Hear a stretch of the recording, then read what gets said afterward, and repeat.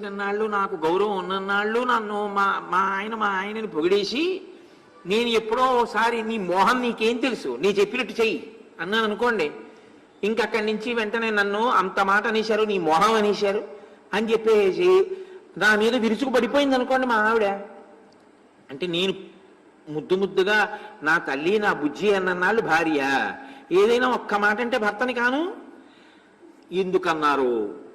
పెట్టిన ఆయనే తిట్టిన ఆయనే కాబట్టి ఏమిటి దానికి పెద్ద విశేషం ఏమిటి అందనుకోండి, అది ప్రేమకు అర్థం కదండి. అంతేగాని ఎప్పుడూ ఆనుకూల్యత అంటే ఆయన చెప్పినట్టు ఈవిడ నడుచుకోవడం మంచిది, అది కూడా పాతివ్రత్యమే, నేను కాదంటం లేదు. కానీ అలా సీతం ఉంటేనే పాతివ్రత్యం అని మీరు సిద్ధాంతాలు చేయకండి, తప్పది. మీ అవగాహన ఎందుకు దోషం ఉందని గుర్తు, అది ఎప్పుడూ దోషం కాదు. స్వేచ్ఛ ఉంటుంది భగవంతుని యందు భక్తునకి, భర్త యందు భార్య